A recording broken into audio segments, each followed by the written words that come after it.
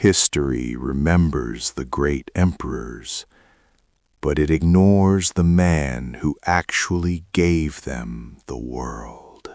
He fought 65 major battles on 2 different continents, and he never lost a single time. His name was Subutai, the blacksmith's son who became the primary architect of the Mongol Empire. His story begins in the freezing, dark forests of the north, far from any royal palace. Too young to ride a horse, he served as a humble gatekeeper for a rising chieftain. While others practiced with the sword, Subutai studied the complex dance of movement, supply, and terror. He realized that a war is won months before the first arrow is ever released. In 1219, he turned his sights toward the wealthy and arrogant Khwarezmian Empire. The Shah had 400,000 men, but Subutai had a plan that no one saw coming. Subutai disappeared into the Kizilkam Desert, a wasteland no army was ever supposed to survive. The desert didn't kill them, it hid them, allowing them to strike from an impossible direction. When he emerged behind the enemy lines, the shock alone caused the entire empire to collapse. He turned their own walls into a trap, using engineers to divert rivers and starve cities. But for Subutai, the conquest of Asia was merely a warm-up for a greater feat. He led 20,000 men into the unknown, disappearing from the map for 4 long years. They rode around the Caspian Sea, a reconnaissance mission that turned into a trail of blood. In the Caucasus, he met the Georgians, an army of knights who thought they were invincible. Subutai used their own pride against them, feigning a retreat to lure them into a canyon. When the trap snapped shut, the Georgian nobility was wiped out in a single afternoon. He moved into Russia, facing a coalition of princes who vastly outnumbered his small force. At the Kalka River, he waited 9 days, letting their internal rivalries tear them apart. He executed a perfect pincer movement that annihilated the Russian strength for a generation. Subutai had traveled 5,000 miles, destroyed 5 armies, and he was only beginning.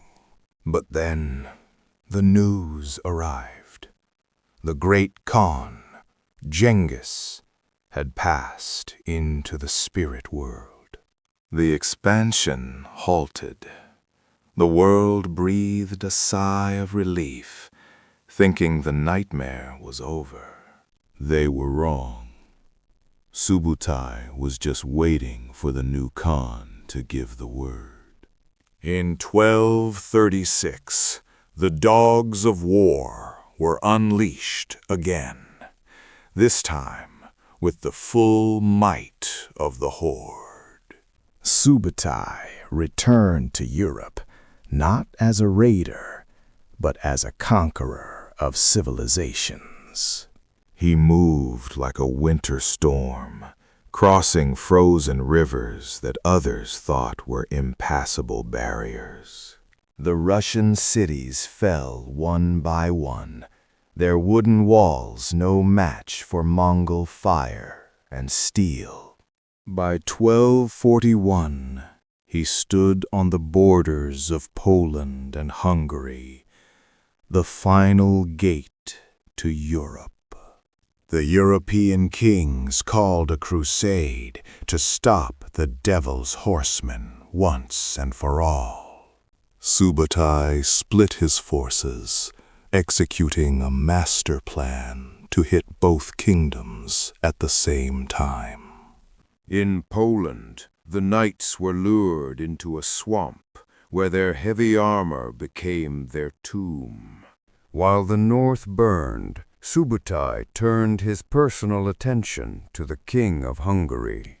The two armies met at the Sajo River, a tactical puzzle that Subutai was born to solve. The Hungarians held the bridge, thinking they had trapped the Mongols on the other side. But Subutai wasn't interested in the bridge. He was looking for a back door. He ordered a bridge built in secret, using logs and heavy ropes in the dead of night. He unleashed a new weapon, massive catapults that threw stones and burning pitch with precision. The European knights had never seen artillery used with such terrifying and deadly accuracy. Under the cover of the bombardment, Subutai's hidden force crossed the river and flanked the camp. The Hungarian army woke to a nightmare. They were surrounded by an invisible enemy. By sunset, the kingdom of Hungary was gone, and the road to Rome was open. Subutai had conquered Europe without losing a single major engagement or a single city. But just as he prepared to march on Italy, the messenger arrived once more. Genghis Khan was dead. Every prince was required to return to Mongolia for the election. Subutai pleaded to stay, to finish the conquest of the world. But the law was absolute. He turned his horse around, leaving the cities he could have taken to stand forever. He never returned to the west. The storm had passed, leaving only ruins and questions. Subutai retired to a simple yurt in the land of his birth, far from the glory. He spent his final years as a simple man, a blacksmith's son who had outfought kings. He died at the age of 72, the only undefeated general of his era. 65 victories, 0 losses, a record that will likely never be equaled in history. His tactics are still studied by modern militaries today, 7 centuries after his death. He didn't just win battles.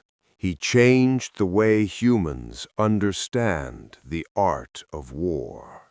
Remember Subutai, the man who conquered the world and then simply walked away.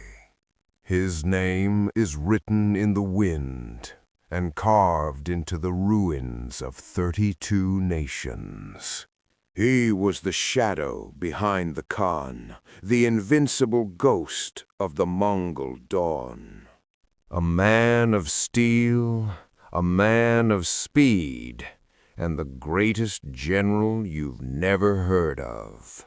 The steppe remembers his name, even if the history books have forgotten his face. His legacy is the map of the world we live in today, shaped by his sword. The Invincible Subutai, 65 battles, 0 losses, the man who conquered the world. But in the end, he was just a man who loved the silence of the horizon, a blacksmith's son who saw the world as a game of bone and wood.